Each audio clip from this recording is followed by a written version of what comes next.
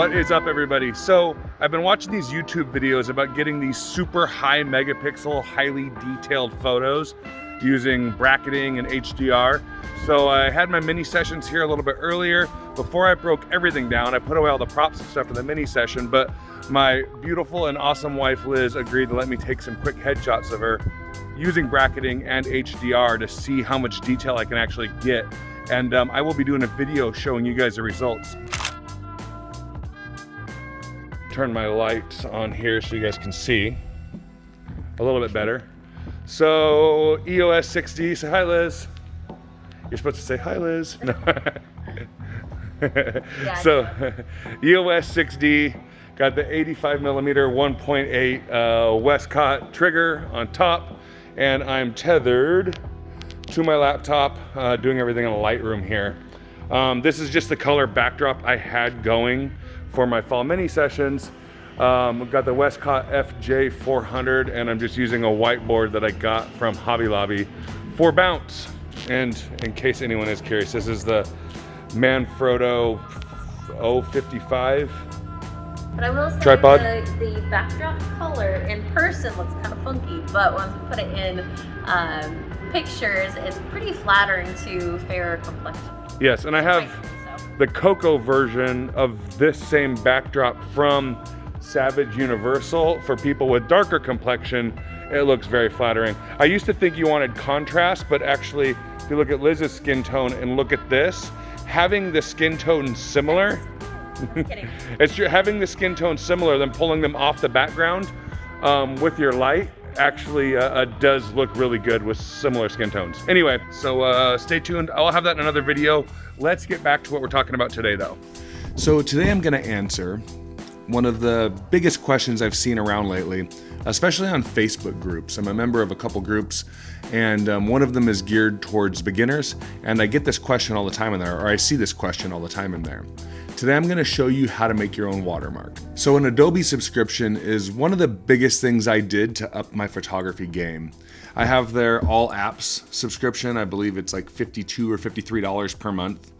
But once I got it and I started to dig into how to actually use these apps, my photography game and my cinematography game, my recording videos game, went through the roof. So I use Lightroom Classic and I use Premiere Pro probably the most out of all of the apps. But when it comes to watermarks, I actually use one of their web-based services, which is called Spark. Before I use Spark, I use Canva, and I will say that I think that the ease of use and the capabilities that you have with Spark surpass that of Canva. I use a lot of Adobe products, and a lot of the functionality is very similar amongst those, and I'm sure you could say the same thing about Spark. So in Adobe Spark, it doesn't really matter what preset you choose here as far as the size. So let's just go to an Instagram post. It's a nice square size. I like working with those. So we're in the Instagram post. Now right now we have a white background. I like white watermarks, white and transparent. So I'm gonna go ahead and adjust the color of this backdrop to be black. So now that we have our black background, let's go ahead and add our text. In the upper left-hand corner here, you can click the little text icon. You can click add your text, and you edit your text at the upper right-hand corner here. I'm gonna go ahead and add the name of my company and what I want my watermark to say. Now, I have a font that I use for branding purposes. I want everyone to make my company synonymous with this font and this look. I'm gonna go ahead and add that. If you don't have one of those, just look through, there's a lot of options, and I'm sure you'll find a font that you do like. So there's my my font added. Now I always put a little kick to this text. Now I want to edit it and get it roughly the same size and the same look here.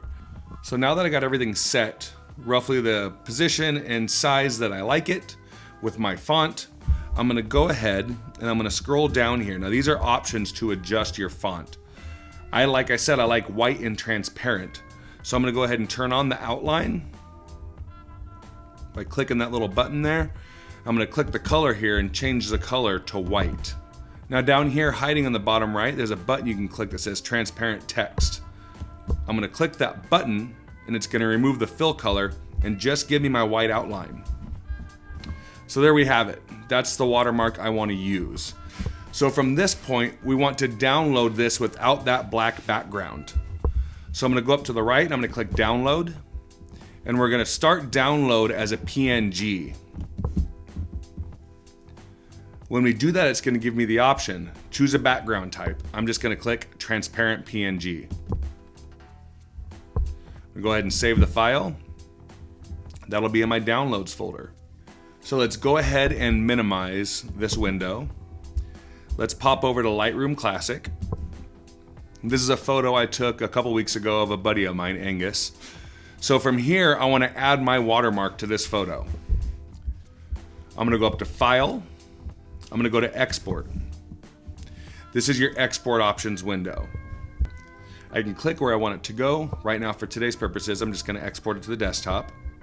And I'm gonna go ahead and leave this on my Facebook settings. So there's a little tip. If you're ever exporting to Facebook, use these settings right here. It actually makes your photos look pretty good.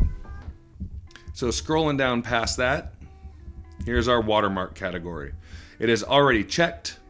Over here on the right, there's gonna be a drop down. Click on that drop down and go to Edit Watermarks. From that point, you can choose your watermark. Wherever you stored that photo, that PNG that we just downloaded from Spark, go find that. So I know mine is in my downloads folder. It's the only one I've saved today, so I'm gonna double click that. Now, my watermark is in here in the bottom left. So let's pick where we want that watermark. Go ahead and scroll down. If you want it big and in the center, just click right in the center. From that point, you can move up and you can start adjusting the size. Now, say that you want it to be a little bit more transparent than it actually is. Let's just drag the opacity back a little bit. So now let's go to 75 there. So now I got a giant transparent watermark smack in the middle of my photo. I personally don't like that. I like my watermark to stand out a little bit so people can say, hey, the Bob and Liz Show did that photo. But I don't like it to disrupt the photo. So say you're kind of like me in that regard. So let's scroll back down. Let's move our watermark to the bottom left. It's obviously still big and up towards the middle, so we got to shrink that size a little bit. Since it's down there and out of the way, I want it to be a little bit more brighter, give it a little bit more pop. So I'm gonna go ahead and bump that opacity all the way up. And there we have it. That's how I watermark my photos. So I'm gonna go ahead and save that. Let's go new one. Now my photo is ready for export. Let's go ahead and export the photo. Let's go find it. So there you go. We have successfully watermarked our photo.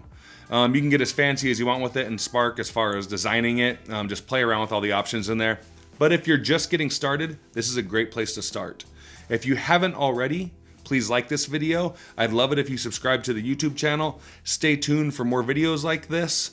And if you're looking for us online, you can throw / The Bob and Liz Show on all your social media URLs. Our website is bobandlizshow.com. And stay tuned. We have awesome stuff coming up. Thanks.